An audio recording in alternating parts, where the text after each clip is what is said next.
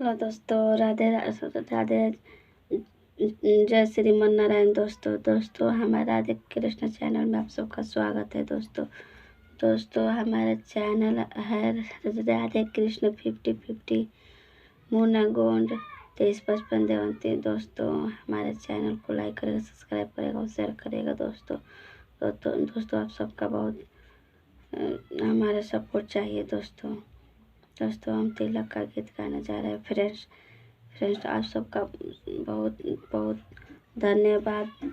आज श्री राम जी का अयोध्या में जो प्राण प्रतिष्ठा हो रहा है। दोस्तों आप लोग हमारे चैनल को लाइक करिएगा। दोस्तों आप सबका भगवान राम बहुत आप सबको आभारी। भगवान राम आप सब पर कृपा करेंगे।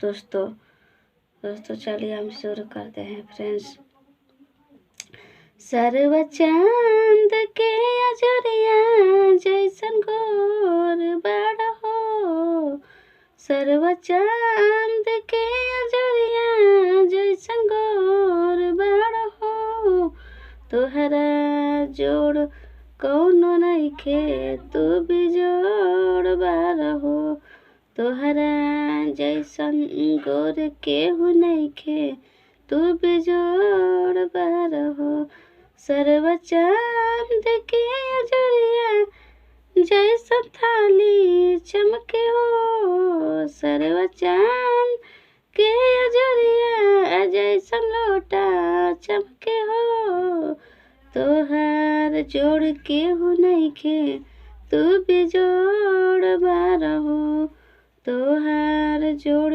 केहू नइखे तू भी जोड़ बार हो, सर्व चांद के अजरिया जैसन, सर्व चांद के अजरिया जैसन गोर बार हो, तोहार जोड़ केहू नइखे तू भी जोड़ बार हो, तोहार जोड़ केहू नइखे तू भी जोड़ बार हो, सर्व चांद के अजरिया जैसन चान चमके हो, सर्व चांद के अजरिया जैसन अंगूठी चमके हो, तोहार जोड़ केहू नइखे तू भी जोड़ बार हो, तोहार जोड़ केहू नइखे तू भी जोड़ बार हो,